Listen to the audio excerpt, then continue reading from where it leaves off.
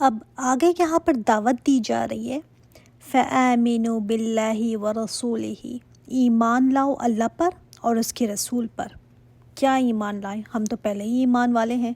یہ مدنی صورت ہے، وہاں پر تو سبھی ایمان والے تھے۔ ایک ایمان ہے جو اقرار باللسان ہے، زبان سے اقرار کرنا، ہاں میں مانتی ہوں، اور ایک ایمان وہ ہے جو مضبوط بن کر دل میں اتر گیا ہو۔ اصل ایمان یہ ہے جو اللہ تعالیٰ کو مطلوب ہے، یہ نہیں کہ زبانی باتوں کا کیا ہے، میں اتنی باتیں کر لوں آپ اتنی باتیں کر لیں، یہ کون سا مشکل کام ہے۔ لیکن پھر ان باتوں کی حقیقت کیا ہے؟ واقعی میں ہم جو کہتے ہیں اسلام کے لیے یہ کر لوں گی وہ کر لوں، کیا واقعی میں اس کا یقین بھی ہے ہمیں؟ قیامت پر ہم یقین رکھتے ہیں، سبھی کہتے ہیں، پھر اس کے بعد اگر اس یقین کا کوئی ذرہ بھی نظر نہیں آ رہا ہمارے اٹھنے بیٹھنے میں، ہمارے اخلاق میں، ہمارے معاملات میں، تو پھر کیا کس قسم کا ایمان ہے؟ فَآمِنُوا بِاللَّهِ وَرَسُولِهِ، جیسا ایمان چاہیے ویسے لے کر آؤ، اللہ پر بھی اور اس کے رسول پر بھی۔ وَالنُّورِ الَّذِي، اس نور پر بھی، انزلنا، جو ہم نے نازل کیا ہے۔ کون سا نور اللہ تعالیٰ نے نازل کیا ہے؟ یہ قرآن۔ اس قرآن کو کہا گیا ہے النور۔ یہ قرآن بھی روشنی کرتا ہے نا، کہاں جلتا ہے یہ نور؟ یہ لائٹ کہاں جلتی ہے؟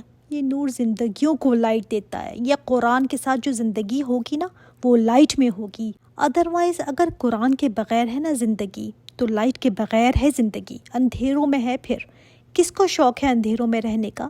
ہم تو رات کو بھی نا چھوٹی سی لائٹ جلا کر سوتے ہیں کہ پچ ڈارکنیس میں دل گھبراتا ہے۔ کچھ لوگوں کو تو فوبیا ہوتا ہے، بالکل اندھیرے میں نہیں رہ سکتے وہ۔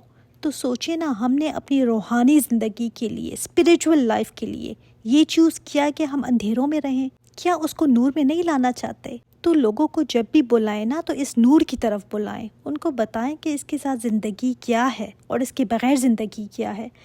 لیکن کچھ لوگ جاننے کے باوجود نہ اندھیروں میں رہنا چاہتے ہیں، ان کو ہوتا ہے کہ مجھے نہ دکھاؤ اتنی روشنی، اس روشنی میں آ گئی نا تو سب چیزیں پھر مجھے نظر آنے لگے گی، تو ہم دیکھنا ہی نہیں چاہتے روشنی کو۔ ایسے شیطان نے نا عقل پر پردے ڈال دیے۔ قرآن پر ایمان لانا کیا ہے کہ جو احکامات دیے گئے ہیں نا اس کو ویسے ہی ماننا۔ کتنے احکامات ہیں نا قرآن کے، جو چیزیں حرام بتائی گئی ہیں ہم نے ان کو اپنے لیے حلال بنا دیا ہے، ہماری مرضی مانے نہ مانے۔ تو پھر کیا ہو گیا ہے ہماری عقلوں کو؟ جو کلمہ پڑھ چکے ہیں ان کو کہا جا رہا ہے ایمان لے کر آؤ اللہ پر اور اس کے رسول پر، اس قرآن پر۔ یوم یجمعکم لیوم الجمع، جس دن جمع کرے گا نا تمہیں، جمع ہونے کے دن۔ قیامت کا ایک نام ہے یوم الجمع، یعنی جمع ہونے کا دن، جس دن اول سے آخر تک تمام لوگ جمع ہوں گے، کوئی پیچھے نہیں رہے گا، کوئی بچہ، نہ کوئی بوڑھا، نہ کوئی عورت، نہ کوئی مرد، کوئی بھی پیچھے نہیں رہے گا۔ ذالک یوم التغابن، یہ اب ہم نے نئی بات دیکھی ہے یہاں پر جو ابھی تک نہیں دیکھی تھی، کہ وہ دن ہوگا تغابن کا۔ غبن کیا چیز ہوتی ہے؟ غیر محسوس طریقے سے کسی کو نقصان دینا، کسی کے ساتھ فراڈ کر لینا، خرید و فروخت میں بھی ہو سکتا ہے، کسی کو گھاٹا دینا، دھوکہ دینا، غفلت کے لیے بھی آتا ہے، کسی کو محروم کر دینا اس کے لیے بھی آتا ہے، کسی کو اس کا حق نہ دینا۔ تو کہا گیا وہ غبن کا دن ہوگا۔ کیسے؟ غبن کا معنی یہاں پر کیا ہے؟ ایک تو ہمیں حدیث سے پتہ چلتا ہے کہ آخرت میں ہر انسان کے لیے اللہ تعالیٰ نے 2 گھر بنائے ہیں، میرا اور آپ کا بھی ہے۔ ایک کہاں ہے؟ جنت میں، اور دوسرا جہنم میں۔ اب جنت والوں کو جنت میں داخل کرنے سے پہلے وہ مقام دکھایا جائے گا جو جہنم میں تھا، کہ اگر تم برے کام کرتے، صالح عمل نہ لے کر آتے، تو یہ مقام تمہیں جہنم میں ملتا۔ ان کو دکھایا جائے گا وہ، اس کے بعد ان کو جنت میں داخل کیا جائے گا، تاکہ ان کو قدر آئے نا کہ کتنی بڑی مصیبت سے ہم بچ گئے ہیں، اور تاکہ اللہ کے مزید شکر گزار ہوں۔ جہنم والوں کو بھی جہنم میں داخل ہونے سے پہلے دکھایا جائے گا جنت میں، دیکھو وہ تمہارا گھر تھا، اگر تم ایمان صالح عمل لے کر آتے تو دیکھو تمہیں ملنا تھا یہ۔ کتنی حسرت ہوگی سوچیں اس وقت، اس دن۔ ہم تو چھوٹی چھوٹی چیزوں پر کتنی حسرت کرتے ہیں نا، کوئی چیز ہاتھ سے ہمارے نکل جائے، رونا نہیں چھوڑتے ہم کہ ہاں یہ میرے ہاتھ سے نکل گئی، اتنی اچھی چیز مجھے مل رہی تھی، مس کر دی میں نے۔ اب یہ حسرت کیسی ہوگی کہ جنت دکھائی جائے گی کہ دیکھو یہ تمہیں نہیں ملے گی، اب اس کی جگہ تمہارے لیے یہ ہے۔ اب جہنم کے اندر وہ چلا گیا تو جنت والا مکان خالی رہ گیا نا، تو وہ مقام جنت والوں میں سے کسی اور کو دیا جائے گا، اور جہنم میں جو جنت والے کا مقام تھا وہ کسی اور اہل جہنم کے حصے میں آ جائے گا، تو اس وقت یہ خسارہ جو ہوگا نا اتنا بڑا غبن ہوگا، جو خسارے کا احساس ہوگا نا کہ میرے ہاتھوں میں آئی جنت میرے ہاتھوں سے نکل گئی، کسی اور کے پاس چلی گئی، مجھے مل سکتی تھی یہ۔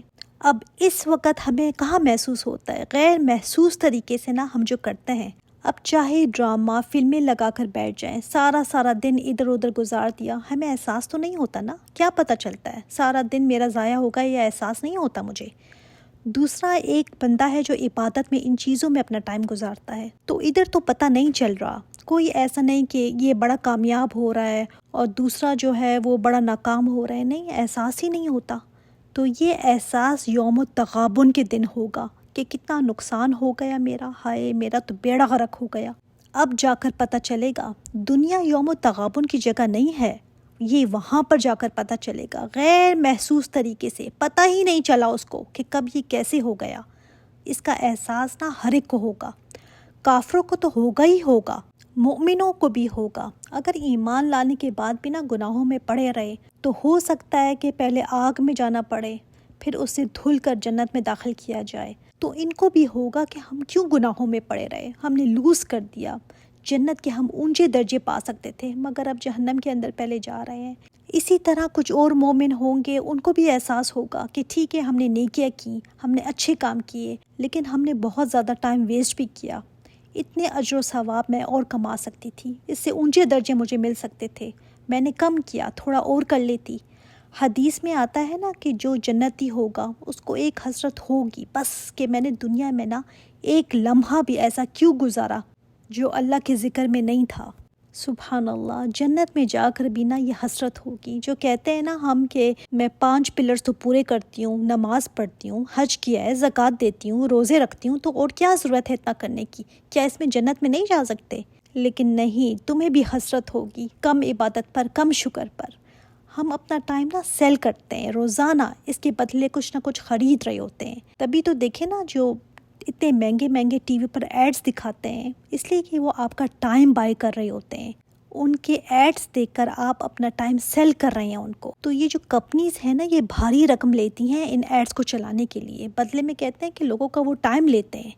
اب اس ٹائم میں چاہے کوئی گیمز خرید لے، کوئی فن خرید لے، کوئی ادھر ادھر کی باتیں کر کے اپنا ٹائم دے دے، تو کیا اس دن حسرت نہیں ہوگی کہ اچھی ہی چیز لے آتی، کیا بیگ میں فضول چیزیں بھر کر لائی ہوں۔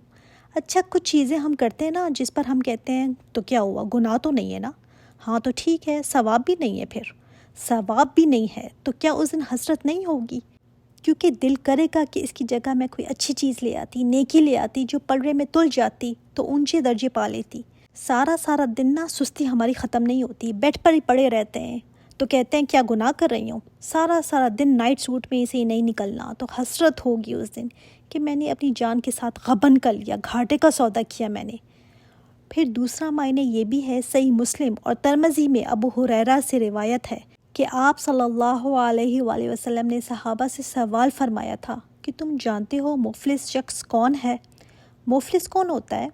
انہوں نے جواب دیا جس کے پاس مال وغیرہ نہ ہو، اس کو ہم مفلس کہتے ہیں، جس کو ہم اپنی زبان میں غریب، محتاج کہتے ہیں، تو ہم بھی اسی کو کہتے ہیں نا غریب۔ تو وہ تو یہاں کے غریب ہے نا جس کے پاس مال پیسہ نہ ہو۔ اصل غریب کون ہے؟ بڑے بڑے بادشاہ اور مالدار ہوں گے جو وہاں پر غریب ہوں گے۔ کیسے؟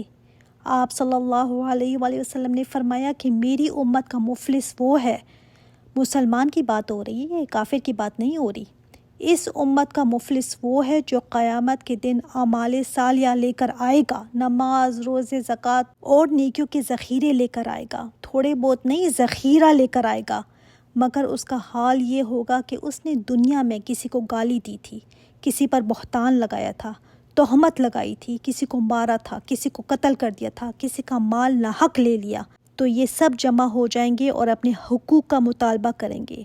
کوئی اس کی نماز لے جائے گا، کوئی اس کا روزہ لے جائے گا، کوئی اس کی زکوٰۃ لے جائے گا، کوئی اس کی دوسری نیکیاں لے جائے گا۔ جب ساری نیکیاں اس کی ختم ہو جائیں گی تو مظلوموں کے گناہ اس کے سر پر ڈال دیے جائیں گے تاکہ بدلہ چکا دیا جائے، اور اس کا انجام پھر یہ ہوگا کہ جہنم میں ڈال دیا جائے گا۔ حالانکہ یہ کیا لے کر آیا تھا؟ نماز، روزے، زکوٰۃ، زبردست چیزیں لایا تھا، مگر مفلس ہو جائے گا، بالکل کنگال۔